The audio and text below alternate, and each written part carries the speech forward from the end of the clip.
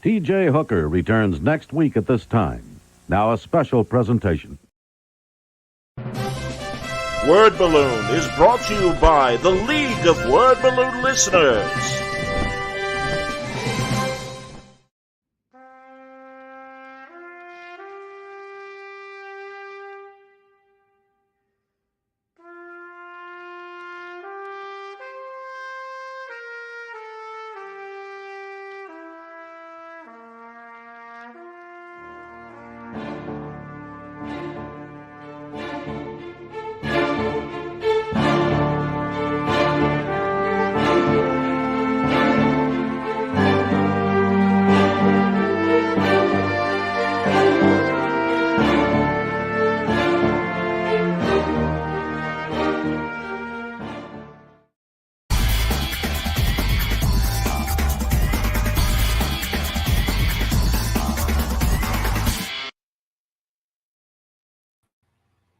Welcome back, everybody. Time again for Word Balloon, the comic book conversation show. John Suntress here. Very excited about today's show, everybody, because there's a play that's happening right now in Chicago, and we've got two of the principals involved with the play here. I'm going to throw up the poster, and the fact that it is Jeff recommended. Now, Jeff is and I'm sure one of our guests will explain it better, but essentially the Chicago theater scene.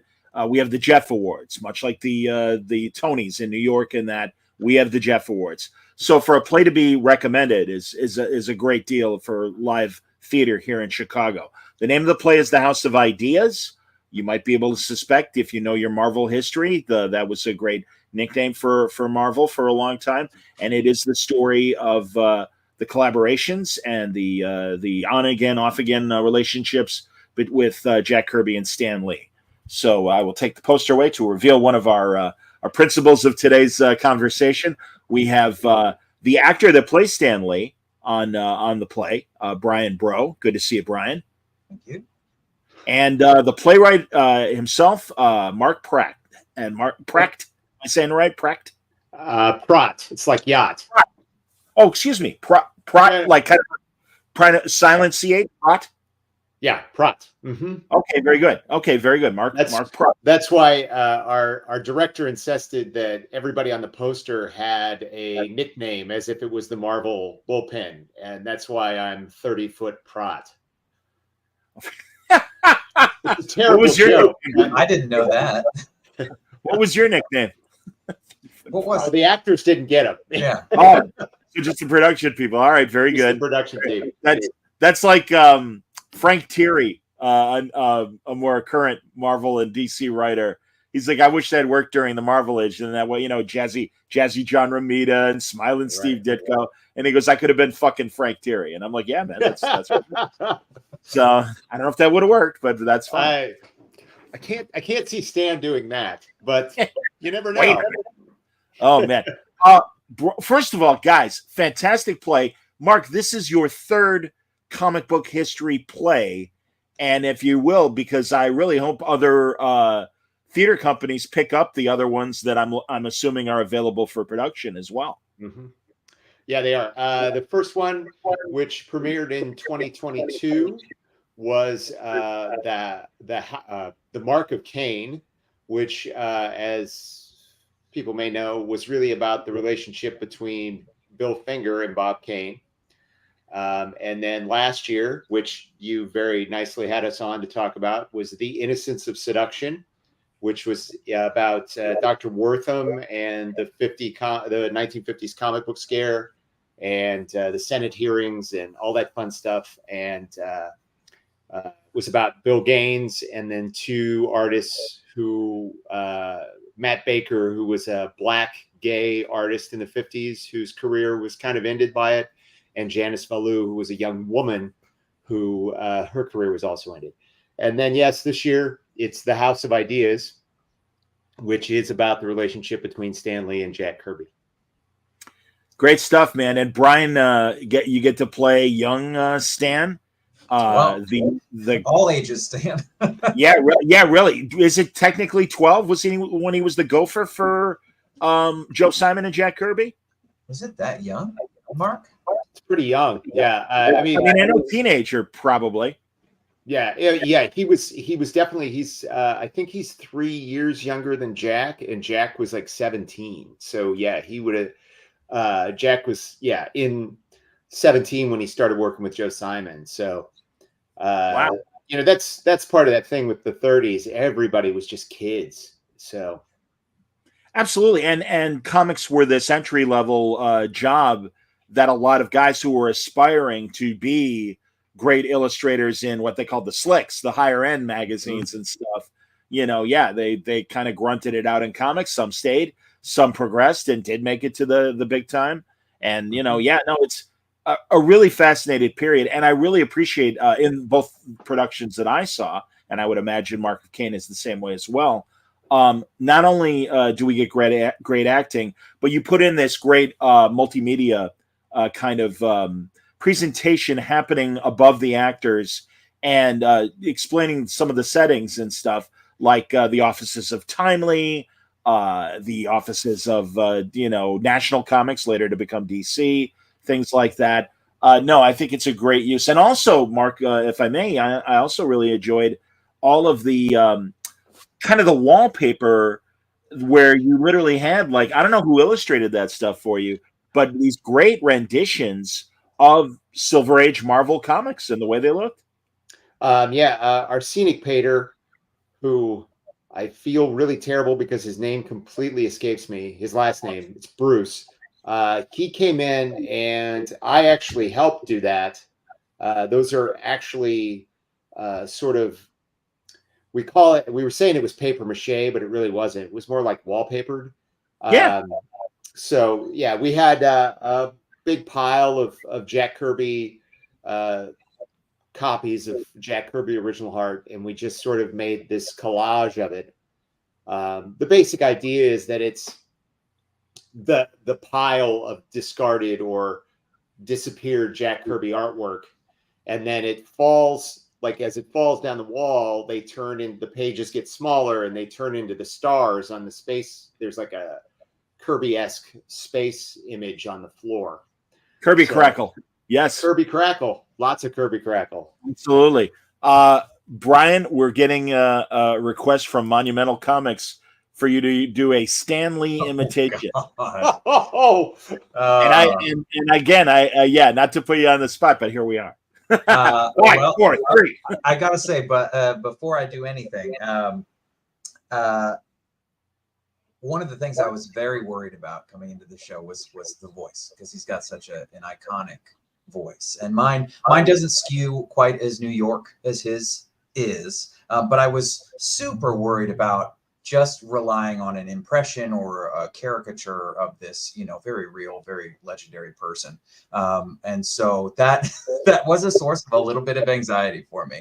But I'm happy to do something. Mark, is there a part of the show, one of his little soapbox things you would be happy to share? Any of the stuff in the first act, I think is fair game for you if you'd like to do it. First act. How about his little Pulitzer acceptance speech? Okay, sure. All right. So setting the scene, he's speaking to an imaginary Pulitzer Prize award ceremony audience, and he comes out and he says, "To think that my little old novel, my very first, would be proclaimed the greatest of the great American novels, and at such a tender young age, the jury would see fit to place this award in my hands and the name Stanley Martin Lieber into the pantheon of greats like Cather, Sinclair Lewis, Steinbeck. I just want to thank everyone who," and then he gets interrupted. Stanley. Martin Goodman comes into the room. Man, I'll tell you, great casting, fantastic local cast. You really get to learn a lot about the business dealings of Marvel and National Comics, later to become DC. And there's a lot of people. Martin Goodman is a character, and I was going to say Dick Giordano, but no, shame on me. Sean, your guy from your previous play, of course, played Carmine Infantino. Sean Harkle wrote the only actor who has been in all 3 of the shows. Oh, that's great. Yeah. Hilarious, man. That's fantastic. All right, Monumental appreciated the impression. That's cool, man. There he is. Sean's watching us. Hey, Sean, how are you? Sean did a great job as Carmine Infantino, and we all see this is great, Mark, and I hope you don't mind, but obviously my comic book audience is pretty well versed in the story. So while I don't want to spoil per se, I do think, we do kind of know, a lot of my people know the story. I remember I had the filmmakers on who made one of that superhero 3-part PBS documentary, and they were in pain when I'd be like, oh, well, this happened. They're like, well, yeah, it's covered in the documentary. I'm like, guys, it's a comic book podcast. We specialize in comic history. We know who Santa Claus is. It's all right. Clark Kent is Superman. I don't want to spoil anything. But yeah, I mean, the only reason I asked Brian to do something out of the first act is I think in the second act there's a couple of real deep cuts that are kind of surprising and funny, at least in my opinion. So I mean, and you saw the show, so you may know what I'm speaking about. So yeah, and that's why I wanted to ask you what you'd prefer to share, because there is, I think, there's a lot of fun stuff in Act 2 so people. Oh, absolutely. No, and his persona did change, and really like what little pre-70s footage there is of Stan. You really do see a different guy than Smiling Stan that everybody got to know and love as our favorite grandfather and everything. And it's cool. But I mean, really, and Brian, truly, you really do have to represent these different periods of Stan's life. And also, Mark, I think you in your script. Stan, I think you're very fair to Stan because it's easy to paint Stan as the villain and everything. And I think you show a lot of times where, hey, Stan actually was trying to promote Jack and give him his due when he was being interviewed. Yeah, I mean, there's a really interesting thing that's happened, especially because I did the Mark of Cain, is that I've had a couple of people go, it's kind of like the same story. And I don't really think it's the same story at all. I mean, what Bob Kane did to Bill Finger, which myself personally I find unconscionable, but Jack's name was in all those books. Like Stan never tried to hide Jack's contribution. The real question comes down to how much was contributed by each man, who created what, all of those questions. And I think that those questions are deeply interesting, but I think what it comes down to is that the Marvel Comics as we know it would not exist without either one of them. Right. 100%. I mean, I think that, and I talked about this to the cast, because there's a number of people in the cast who are not comic book people. And it's that there are the factions that just want to believe one thing or the other thing. And I think it's far more complicated than that. And I think it's far more, to try to make it that simple is a disservice to the genius of what those two men did together.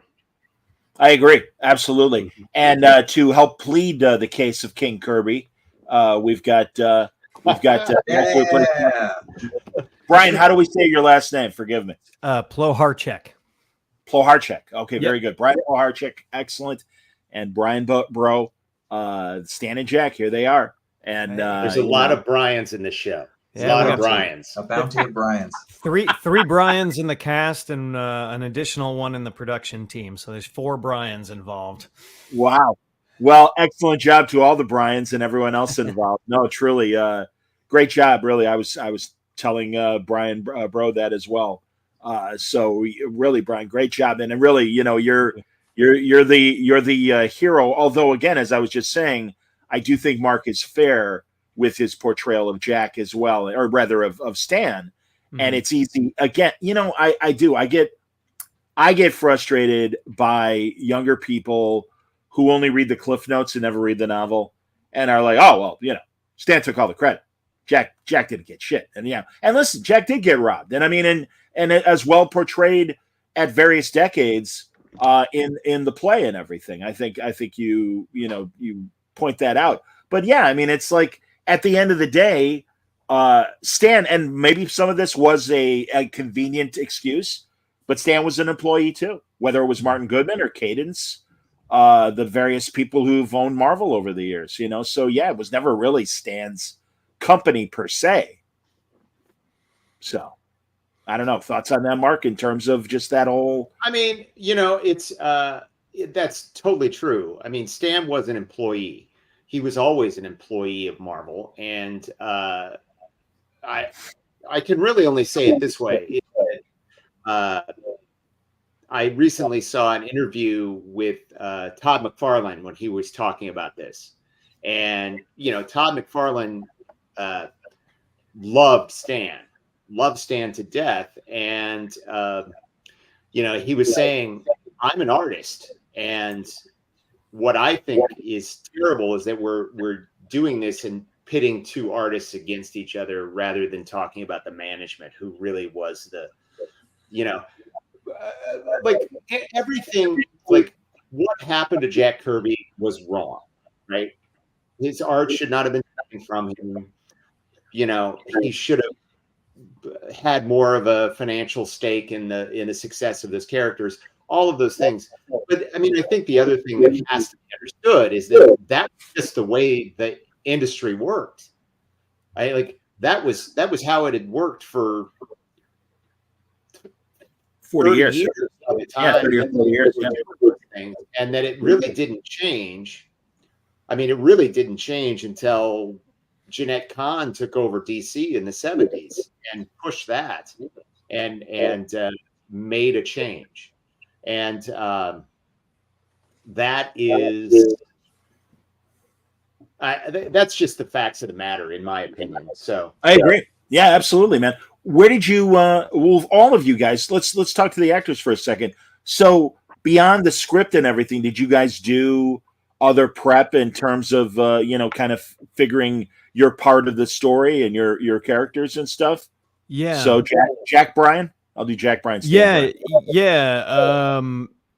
For me, I mean, I did a lot of research, and it was really important to me to try to represent Jack as a family man, as a person that represent Jack as a. Oops, I'm sorry. Is that myself back sorry. there? That's me. Okay. Sorry. So I really wanted to try to represent who he was as a whole person, not just who he was in this argument. And so I really tried to dig into it. I watched every possible interview I could find with him, and did a bunch of research. But then beyond that, one of our jobs as actors is to try to find similarities in ourselves as human beings. And I think that there's a lot of what Jack was fighting for that as an actor, I just go, oh, right, I get this, because it's the same in our business, right? It's the same in our industry, trying to have ownership of your image and trying to, fight to rub nickels together, is a real thing. So I really tried to bring some of my own life experience and tie it into what I knew of Jack as a family man and as a person that was trying to still be creative and still not feel like he was part of a machine. And I thought Mark did a really nice job of giving some landmarks for us to kind of hook into and go, oh, great, this is what these guys are fighting for. And that was really nice to kind of go, oh, right. There's 10 other stories that tie into this one line in the play, and the people that really know the ins and outs will get that. And for Brian and I as actors trying to live it, it's nice because that backstory is there, and it can make that one moment kind of pop a little bit more. Absolutely. And before we get to Brian, Stan, I'm going to acknowledge in the chat, Gene Dwyer Piers saying hi, and some others. And I mentioned before, Brian's, that Sean Harkler is also watching us, so that's cool. He's in the audience. Hey, and Mighty Mountain Comics wants you guys to bring the production to Colorado, and he wants to know if he can help sponsor it. So let's do it. I love Colorado. That'd be cool. Me too. I'm from Colorado. Look at that. There we go. Are you guys? Are you local guys? Are you guys? Were you born and bred here? Jack. So, I just, yeah, I'm gonna need Jack and Stan. I think there will be Jack and Stan. There we go. Yeah. So, I'm a born and raised Chicago guy, and I now live in the suburbs. But that counts. Don't worry, through man. and through. Yeah. But yeah, I'm here through thick and thin. Stan, how about you? Yeah, I'm a transplant. I born and raised in Northern Virginia, and moved out here after college graduation in 07. Fun fact for anyone who sees the show, actually, Act 2 starts off with an interview at Virginia Tech, which is where I went to school. So my character got to go back to my school and be interviewed as Stan Lee. That's a great scene. That's a very funny scene. Absolutely. And again, that's also the scene where the playwright has a cameo appearance. That's true. Wow. So Mark Pracht in true Stan Lee fashion doesn't miss an opportunity to promote himself. I love it. very, very Hitchcockian. That's all right. We like that. That's great. No, again, those of us who really know the history knows those landmark moments, like the Virginia Tech interview and the WBAL interview from New York, where it's Jack's birthday, and then hey, a surprise guest here, Stan Lee, and you can. It's only audio, but really, it's you both really. First of all, I love the way it's staged, but also, Jack, you really do kind of show Kirby's just, oh man. Really, this is going to be my moment, and now I got to share it with that idiot again. Brian and I have a moment pretty much after every show where we commiserate about that moment. Like, it's always fun to hear the audience response. On most nights, we get an audible groan when he gets introduced. Yeah. I love it. I love hearing the audience grow when I come on stage, because it's you really you've got them. Well, that's exactly. And I mean, truly, that's the one area where I really do think the audience understands the sympathy. And it was great to hear it on Friday night when I saw the show, that even beyond those of us who know, just the general audience, like, oh man, he's in his spotlight again, man. And it's like, what are you going to do? I mean, truly. And half of it really, and Mark, again, I think your portrayal of the story, sometimes it wasn't Stan's fault. It really was just, well, Stan's the face of Marvel Comics. That's what he's the promoter. I've heard many interviews, and I've spoken to many of Stan's contemporaries who they all acknowledge Stan's greatness as a writer, but really are like, Stan's greatest strength was really as a promoter and a marketer. Mm-hmm. And he really did. And at a time when comics weren't considered the way they are now, and people have more, and adults really enjoy them, that was just starting in the 60s in the Marvel age with Stan. Stan knew how to market it. Go ahead, Mark. What were you going to say? Well, yeah, no, I think exactly what you're saying, because I think there's a couple of factors. I mean, it's part of the reason that I kind of, anybody who says that Stan didn't write anything, I think that makes no sense, because when you look at it, the dialogue and the marketing stuff all comes from the same voice.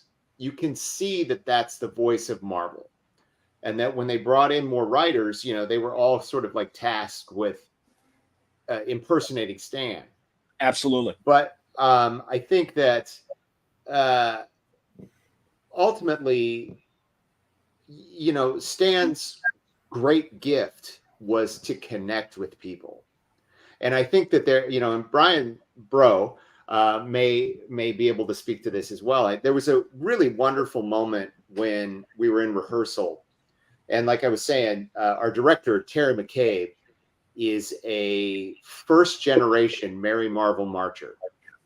His first comic book he ever bought was Fantastic Four #8, which was the first Puppet Master. And that comic appears in the show because of that reason. And the Mary Marvel Marching Society button that appears in the show is actually Terry McCabe's button from 1963 that he has kept all these years. But the thing that he told Brian Bro is that that the magic of Stan was that he would have these pontifications, but he always felt like he was speaking straight to you. And I think what is magnificent about what Brian Bro does in the show as Stan is that he really captures that idea that we're all here together, we're a big family, and I'm talking right to you, and we're having fun, and that sort of thing, that is magic. And that is magic what Stan did. I mean, I think it's magic in the show, but I'm probably biased. So, but I, definitely when we were talking about real life, that was magic what Stan could do. I mean, and I think that it's just awe-inspiring. Again, I'll quote Terry McCabe again. He was talking about how Stan took 3 groups that never really existed. And that was the characters in the Marvel universe, the Marvel bullpen that never existed, really, and the Marvel Marching Society, which was this group of people that just sort of existed, but we don't know where they're at, and made them all real and made them all one. Absolutely. And that is magnificent. Yeah. No, I'm with you, man. Absolutely. Both of you actors, as reactors, again, Mark's story is really great because it really does show the strength of both Roz Kirby and Joan Lee as well. And I love that. And obviously 2 very different people, so yeah, Brian Kirby, let's get into, Roz. And I've, again, the fandom knows. We all have heard the stories of guys like Mark Evanier and others that made the pilgrimage to the Kirbys and stuff.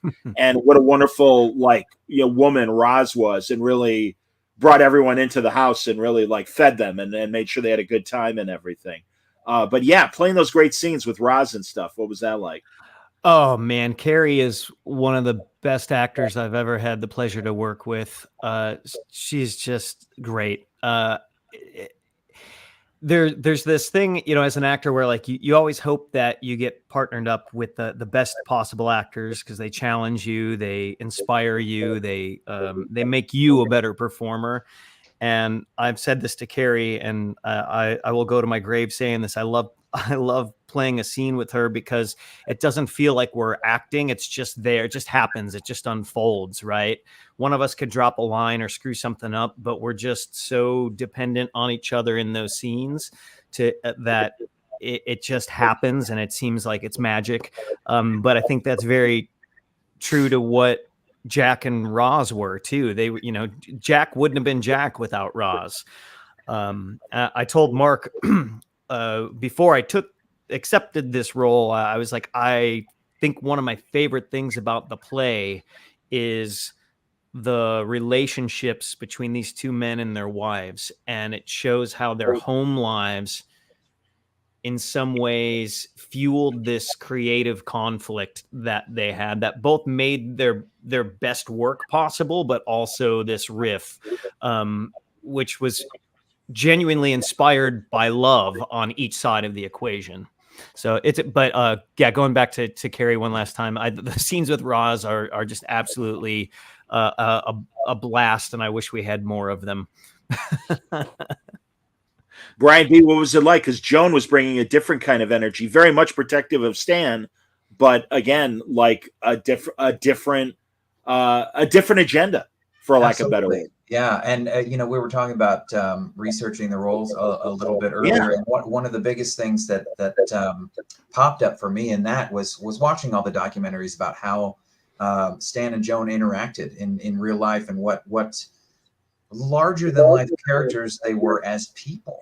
And how just perfectly matched they seem to be. And Kate Black Spence, who plays Joan, I think similar to Jack and Roz. I mean, it's just the chemistry works really well.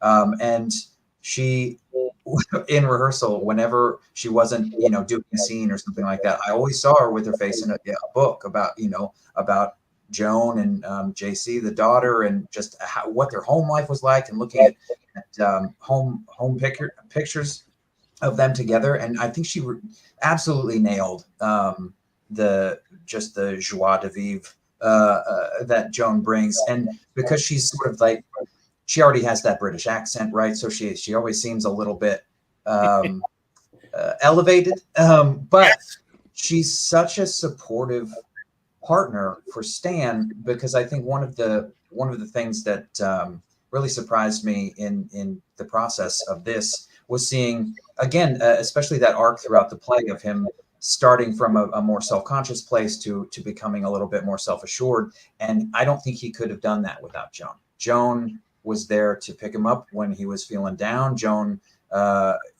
was so just unendingly supportive, and without Joan, there would be no Stanley.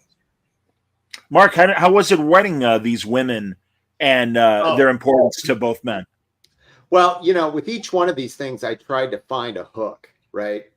And, because there was a part of me that was like, just as you said, like anybody who knows comics knows this story, right? And it was like, how do I find an angle on it? And the one thing, I mean, and maybe it's a failing of me as a playwright, but I mean, the first two plays don't really delve into the relationships of the men. The relationships are all the business relationships. But when I started doing my research, I was like, when you look at these two couples, they couldn't be the more perfect couples. Like, they're the perfect people for each other. And getting that right became so important to me. And I don't want to belittle Roz, but Roz is kind of easy. She is just like, she is there for Jack. She is there to take care of Jack. She is there to change the light bulbs because Jack can't do it. Like those interviews where she's like, Jack couldn't fix anything in the house, so I had to do it. And but when I was working on it, I had several drafts, and I had several people reading Joan, and a number of times they were like, she kind of comes off as kind of a gold digger, which is not what I wanted. And then we were talking about these documentaries. There's the With Great Power documentary. And I was watching that, and I was trying to figure out how to fix this thing.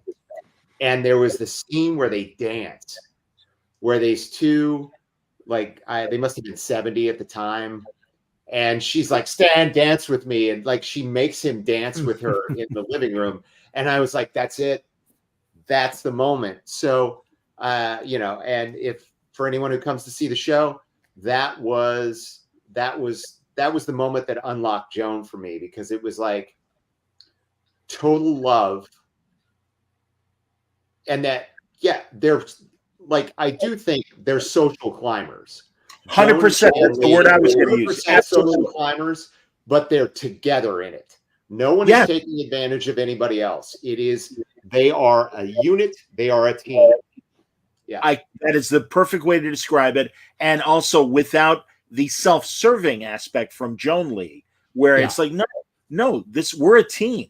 And and also, hey, you're not tooting your horn enough. I'll toot your horn for you. And Roz, in contrast, was also tooting Jack's horn, but it was to defend him and like, hey, you don't know what you have in this guy. Your company is nothing without this guy, whether it was talking to Martin Goodman or Carmine Infantino at various times.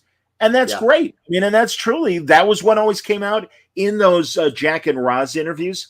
And I give you credit for finding it in Joan and Stan, because I do think it is harder to dig and find that stuff. There wasn't a lot about Joan for a long time. That's there. Both of these ladies, it was harder. Like, I could find tons of footage of Jack and Stan to show to the Bryans here, but when it came to the actresses, to Carrie and Kate, who are both magnificent. I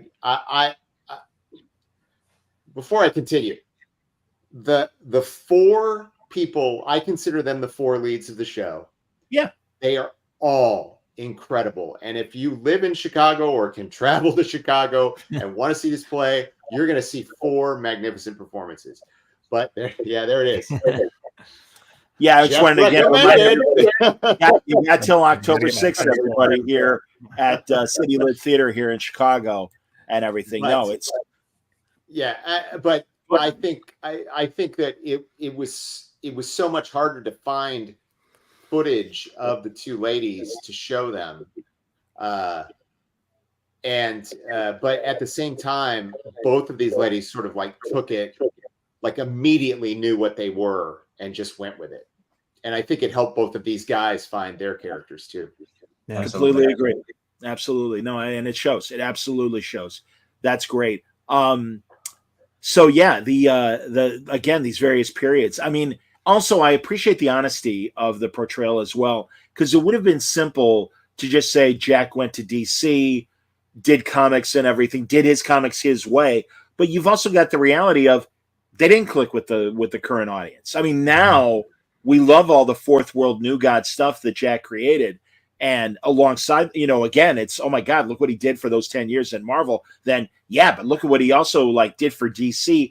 You'd think he was already out of ideas and stuff. And no, good Lord, give me the chance. And it's tragic because on the one hand, everyone understood, certainly from a comic fan standpoint and a more mature comic standpoint, everybody understood where Kirby was coming from, wanting to be able to write and draw and not have to answer anybody. Finally, after 30 years at that point in the business, I get to do my stories my way, totally my way. Yeah. And just the reality was he wasn't the strongest dialogue guy when it came to stories. Great plotter, but not a great dialogue guy.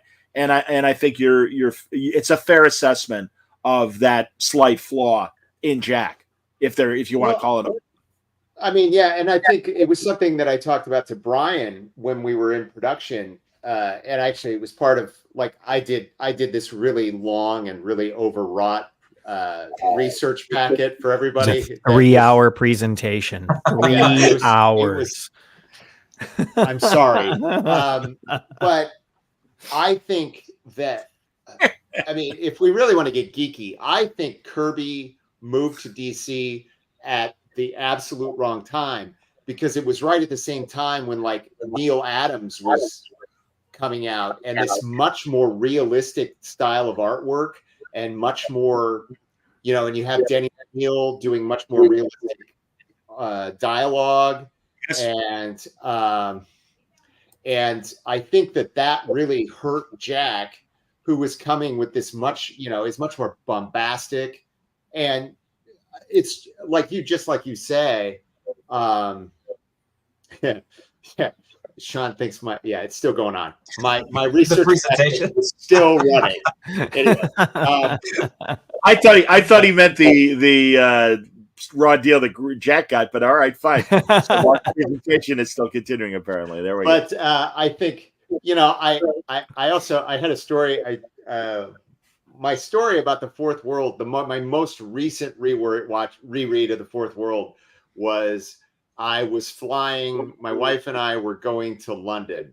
So I had an overnight flight, and I decided I was going to sit down and read the Fourth World top to bottom in chronological order. And about halfway through, I thought I was going to go insane, because I was just like, there's so much great stuff here, and it's so hard to connect to. And I think, and there's probably a ton of people who are going to disagree with me. That's fine. I understand that. But I do think there's a line in the play, and I think it's 100% true, where Stan says to Jack, I gave you humanity. And I think that is true. I think that it isn't that there isn't humanity in Jack's work at all. I think that there is. But I think his ability to convey that was heightened by the fact that Stan could write this stuff that was still comic booky and hyperbolic and overblown, but it talked right to people, like we were talking about with what Terry McCabe said. And I think that, and I'm not going to monopolize the conversation, but one more point, it's like when you read Challengers of the Unknown, And there is definitely Challengers of the Unknown DNA in the Fantastic Four. Absolutely. But man, when you read Challengers of the Unknown, it's 4 guys that look exactly the same and talk exactly the same, and they have different hair color. And then when you read the Fantastic Four, it's 4 different people. That's true. And that is what Stan brought to it. That's my opinion. Actors, did you glean anything? Did you read the comics? I mean, again, and it's okay. Listen, I mean, no judgment here. So if no, not really, whatever, that's cool. But no, tell me about what the comics themselves did to inspire your portrayals. I went back and started with as much of the original Captain America stuff as I could find. I think I read the first 20-something issues of Captain America. And then it was really important to me to read all the New Gods, I've read the first, 40 issues, 30 issues of Fantastic Four. I looked at some of the like Sky Masters, and I read a couple issues of Challengers. I read all the New God stuff, because to me that was something that was really important to Jack. And I was looking for something in there that I guess communicated what it was that he was searching for. Because there's a couple of interviews that I found with Jack where he referenced using his art as an exploration of the ideas and an exploration of what he was thinking about and feeling about the times that he was living in. And for me, looking at that source material was really important in trying to figure out what he was trying to explore. Like, what were the ideas that were going on in his head when he was putting it on the page? I mean, he's also been very transparent about the fact that his job was to sell comic books. So like he was doing one thing, but I think in the back of his mind, he was always throwing ideas at the page. Mark has several times in the rehearsal process talked about how, Kirby, and it's in the play, Kirby comes back to the same ideas over and over again. Sure. And I think that's because some of those ideas were successful for him and they sold, but also I think that there was something thematic in that connected to who he was as a person. And it was what he was trying to, the boy gangs and all that stuff, the patriotic hero, right? Those were thematic things that were true to who Jack Kirby was. And for me, it was really important to try to get a sense of it. And I think that reading the comics really helped me to understand that he was putting himself in the pages as much as he could. There's a quote, and I'll shut up and let Brian talk because I realize I keep doing this, keep going on and on. But there's a quote that I found from Jack early on that said, "If you look at my characters, you'll find me. No matter what character you create or assume, a little bit of yourself must stay there." And I just that's my view as an actor too. And so as soon as I saw that, I was like, oh man, that's perfect. And I had to go back to the material. So enough said. Enough said. Well said. Well, good ending. Very good. And on my end, I didn't go back to any necessarily individual comics. I have to give major thanks to Mark for in the rehearsal room, we had mountains of books, reference books and things like that. And all of them featured, excerpts from comics or things like that. And I'll be honest, as a kid, I wasn't super into comics growing up. There were a few, and Fantastic Four was among them that I did read. But I think in all of the research material that we had access to, what really jumped out to me was what comics were before Stan and what comics were after Stan, and just side-by-side comparisons of the subject matter of what the characters talked about.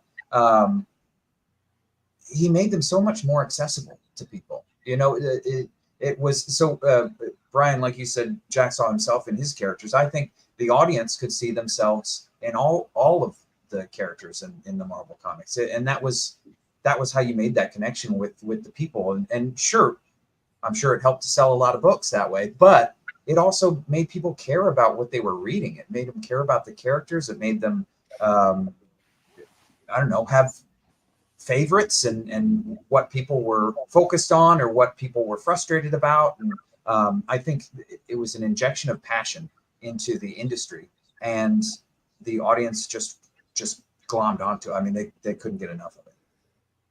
No, I would agree. Absolutely agree. I think too, Brian Bro, that the fact that you are actually performing several of Stan's soapbox articles, and that, again, that was great, and it was Stan marketing, but it really was insight of who Stan was and what the ideas he wanted to convey. In Jack's case, it was more visuals. I always say the one area of Jack's that I wish people would talk about more, and it was at DC, but his war comics like The Losers, and it's conveyed in your script, Mark, but I really think that the size of World War II was just so overwhelming. And I really think in Kirby's art, when he would show The Losers, it really was these four guys just kind of staring off into space and watching all the bombs bursting and everything and all the other fighting going on. And they're, just these little people surrounded by this big event and everything. So, and again, that to me always spoke to Jack as an infantryman and how he obviously perceived World War II. No, I just think it's a really rich subject. I think you guys all hit it well with what you've brought to the House of Ideas play, and I think it's entertaining as hell. Mark, I hope it's again. I don't know if have people picked up on Seduction of the Innocent and Mark of Cain as far as doing other productions outside of Chicago. I have not received any. I have not received any requests for rights yet. I don't know if they're waiting for the 3 to be finished. The other 2 are published. They are available if anybody wants to read them. Sortalay Inc. is my publisher. Okay. They are available. They're on Amazon, either digitally or as paperback novels or paperback novels. They're scripts. Sure. I want to make that clear to everybody. It's not a book; it's a play. Absolutely. But that's really exciting. And House of Ideas will definitely be out by the end of the year, if not sooner. Wonderful. And because I'm working on the published edition right now. And so I'm really hoping that some more people will pick it up and produce it. I could go into a lot of things. Each one of these plays has a lot of characters in it, and it's a lot of you need a lot of people, and sometimes people don't want to pay for a cast of 10 or a cast of 15 or I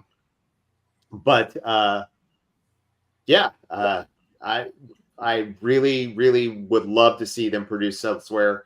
Hell, sure. I would love to take this group of people and take them on the road, but that's a huge and expensive undertaking. So if there's any benefactors out there that would like to, well, I mean, apparently Monumental Comics wants to see us in Colorado. So let's do it.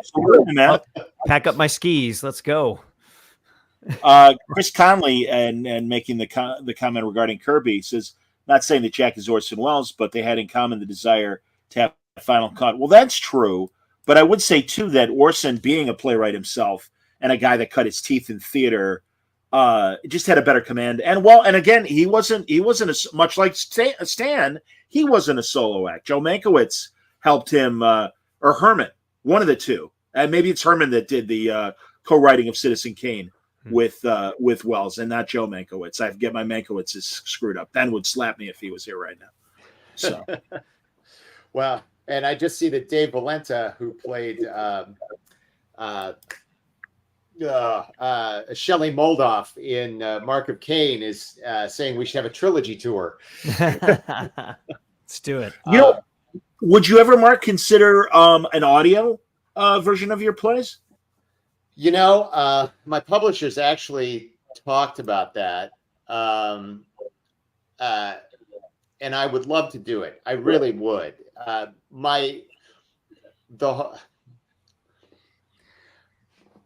love my actors, and many of my actors are Bro, do you sense a butt? Do you sense a butt coming here? I think there's a butt. I'm just saying that I would want to pay them what they're worth. And I don't know that I can get the funds together to pay them to come in and do a full cast reading of this show, and certainly the other two as well. I mean, I know for a fact, like Mr. Ploharchek, or Ploharchek. I always say it wrong, and he always gets mad at me. Don't get mad. But I mean, he's SAG and therefore deserves his full, deserves his full pay. So that's a question of whether or not I can. In the words of Jack Kirby, you're goddamn right. Absolutely. I'm a SAG. My membership is on hold because when I was doing broadcasting and they merged AFTRA and SAG, absolutely proud SAG member, absolutely, man. So I mean, it really does come down to money. It's like we also have one of the wonderful things that's happened during the course of this thing is that the San Diego State University has a comic studies library. Yes. And they contacted us right as the first one was opening and wanted to be able to show archival videos. They do one screening to their students. And so they do that screening usually January, February of the year following their production. And so we do have these rather nice archival videos. But again, I know people would like to see them, but I cannot in good faith, especially because I'm an actor myself, I cannot in good faith put them out for the public because I would want to pay money to all the people who are involved. And I don't think that I can monetize it at a level that would make that happen. So that's the truth of that matter. So if you want to see these plays, talk to theaters in your local area, because I can make a good deal on the rights.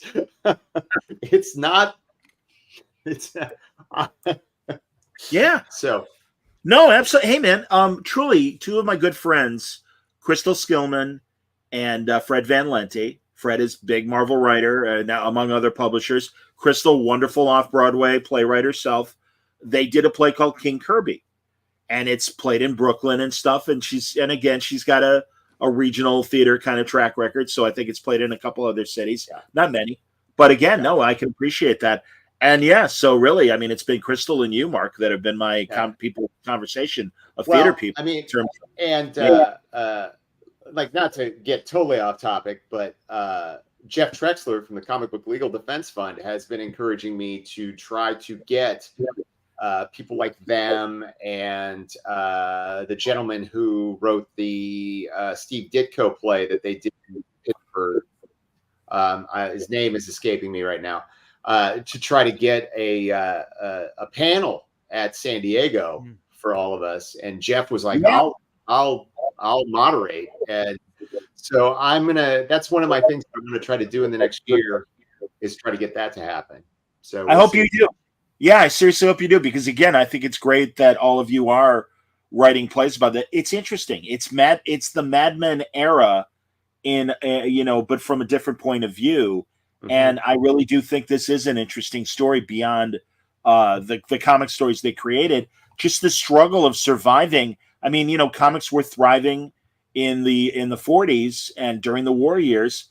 And then, as portrayed in the play, superheroes died. And it's like, all right, we got to move on to other genres and things and try and keep this business afloat. And especially Marvel Atlas, or timely Atlas Marvel, especially in those Atlas years, it's well portrayed in the play. It's something I wanted to ask you about, Mark, because I just had on, as you know, Mark, I told you about this. Mike Fasulu, I want to say, was the historian I had on, who has been putting out the Atlas collections of comics from the 50s. And Joe Neely is really like the Jack Kirby of Atlas in that period, and really was the workhorse that Stan really leaned on, and had a very distinct style and was adaptable in many different genres. Black Knight was the only superhero, air quotes, that was there, but he really wasn't considered a superhero at the time. And I think Go ahead. Yeah, his please. Black Knight was a fantasy book. Really, it was a medieval fantasy book. Yeah, look, there is a very specific scene that represents Joe Maneely in the show, and that is there because, in my opinion, the Marvel Age of Comics would never have happened if Joe Maneely had not died, and died tragically and kind of horrifically, and was magnificently talented. I mean, I bought that book, the Joe Maneely book that they just put out. Yeah. And quite honestly, I'd never seen most of that work, and it is spectacular. Yeah. And apparently he was as fast as Kirby. And I think that there may not have been a place for Jack at Atlas if Joe had not passed. And I think that it is a pivotal moment that changed everything. And it put these two men together, and that's, and history was made. I can't even speak, even when you look at the comic strips that Stan did with Joe Maneely, the Mrs. Lyon's Cubs specifically, those are great. I mean, it didn't go very long, but they're really funny and they're really pretty good. Oh, that's Sean throwing down the Star Trek reference and says Joe Maneely is the Edith Keeler of the Marvel Universe. Indeed. Tragic. The tragedies of James Kirk's life, even in this conversation, can't stay away. All right, Sue has an interesting story. It's a bit long. Funny memories This is my aunt Sue. Oh, that's awesome. She said when you, Mark, were 4 or so, you had constant ear infections. Is that Grandma decided you needed to see a specialist, and since we were 100 miles away from one, you and your mom couldn't go, so Aunt Sue went along. You had your usual red towel tied around your neck. The doctor came in and said, "Why does the kid have a towel on?" You looked at him and said, "Because I'm a superhero." Yes, you are. I wore the dish towel around my neck, man. Absolutely. Come on, we all did. At least us comic book fans did, and us Adventures of Superman and Batman people. So, Mark, did you ever get any of you? Did you guys ever get a chance to meet like an Adam West or somebody like that? I don't. I mean, like, look, most of the people that I have met have been like, I mean, I've never met Adam West. I never met Stan or Jack. There was a gentleman who came to the show on Sunday who was telling me that he actually had gotten to shake both Stan and Jack's hand. Wow. Separately, of course. Sure. Of course. That's pretty spectacular. I've never met anybody on that level. I mean, like, one thing that these plays have done for me is, like, I suddenly have people like this year at San Diego. I spoke with Bob Wayne quite extensively about a lot of this stuff for the two actors who don't know who Bob Wayne is. He was the marketing director of DC Comics for like 25 years. I think. Yeah, decades. Yeah. Really, the one guy at DC that all the individual comic stores trusted and would get a straight story from him. Go ahead. And he was great, and he gave me some really great stuff regarding what may be the subject of part 4 of the 3-color trilogy that I'm not announcing, but I'm saying that I'm thinking about it. Okay. So yeah, like that's been super exciting for me. Hell, I got really excited when Jeff Trexler came to see the show last year and did a Q&A, and I mean, and like, if there's anybody in the Chicago area who's a comic professional or something who would like to maybe do a Q&A after a show here that has some thoughts, call me. Yeah, I wish, again, God, who might actually have stories is the great Alan Weiss, who was a Marvel bullpen guy. Well, again, the fictional bullpen, but of the 70s and 80s. And I've been pulling my teeth trying to get him on Word Balloon. And he's like, who wants to hear from me? Because he's not Jack Kirby and he's not Steve Ditko or one of the obvious names. And I'm like, yeah, but Alan, you were there and you knew these guys and you can speak. Because again, it's my go-to example of the younger people that really only know the cliff notes and don't know the real story. Everyone craps on Vinnie Coletta. Vinnie Coletta was an inker. And specifically, Brian's, I don't know if you read about him, but, he's kind of notorious for having erased a lot of Kirby pencils to get the job done.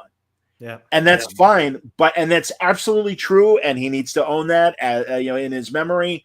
But he also was an advocate for other artists. And he, at the time in the 70s, when he was the art director at DC, and there was this marvelous story that these two guys were telling of the Joker and this great romance story of Batman and this woman, Silver St. Cloud. Well, it was getting behind, and the art was getting behind. They're like, well, let's move on to something else. And Vinny went to bat for him and said, this is an evergreen story. You don't want, let them finish this. This is the best thing that's come out of the Batman offices in years. And it doesn't have Neil Adams or Denny O'Neill's names on it. It's two other guys. This is great. And it's something they've gone back to from a story plot standpoint for years afterwards. That's also Vinny Coletta. And I really do think we need these people to set the record straight. I'm so glad that you mentioned Jeanette Kahn at DC, because that would be my suggestion for a fourth play. Because here was Jeanette Kahn, this young woman who had great success in Scholastic books. Oh, there you go. All right. But I will just say, it's an amazing story. And really. Well, yes. Like to me, Jeanette Kahn is the hero of the comic book industry. Like 100%. I think that she changed everything. Spoiler you. Mine on the same wavelength as we are. Absolutely. I did want to point out, I see that Dave Valenta in the chat said, this is my favorite Tony Donnelly cover. I do want to point out the great Tony Donnelly. Is that who drew the poster? Yeah, he drew the posters for all three of them. He is the co-creator, if not the outright creator. I'm sorry, Tony, if I said co-creator and you totally created it all yourself, of Albert Einstein Time Mason, which was a really, really super fun series that Action Lab Comics put out for a short time. Basically, it's sort of like Doctor Who meets Indiana Jones meets Albert Einstein meets Tom Selleck. That's kind of the whole thing. Great book. Tony is uncommonly talented, and he has the poster for this show he turned out in 24 hours. Wow. I couldn't believe it. Yeah. I couldn't believe it. It was magnificent. So that's awesome. That's fantastic. Yeah. Guys, truly, I think this is a terrific play.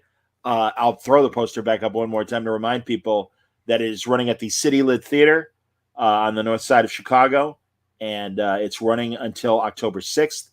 And the House of Ideas, it's a fantastic play. It really tells the story well. So again, if you're around the tri-state area, it's running on weekends, Friday through Sunday performances. Yeah, we have two Mondays. We have 2 Mondays as well, September 23rd and the 30th, right? Something like that. Yeah, I think so. Sounds right. Yeah. Okay. That's great, guys. Truly. I think it's wonderful. Citylit.org is the website. And the only thing that I would end with is, like I said earlier, I think that this cast is magnificent. I think that in a very real way, this is the show where we have personalities that people know and people that people know, and that is a really, really hard thing to get right. And both of these men are killing it every night. And I am totally humbled by the work they're doing. Couldn't agree more. Absolutely, man. You capture the characters of these men, and especially, that's the thing, guys. You can trust me as someone that knows the history and stuff. That no, these guys nail it. They really, and the whole cast top to bottom. Chicago's a great theater town, and it doesn't get the recognition sometimes that New York does. And listen, hey, New York's Broadway. We get it. We totally get it. But there's been a lot of great plays that have started in Chicago. The great David Mamet comes immediately to mind. Was August Wilson always a Chicagoan? I thought he was. Maybe not. I could be wrong. But anyway, I'm not an expert on August Wilson, unfortunately.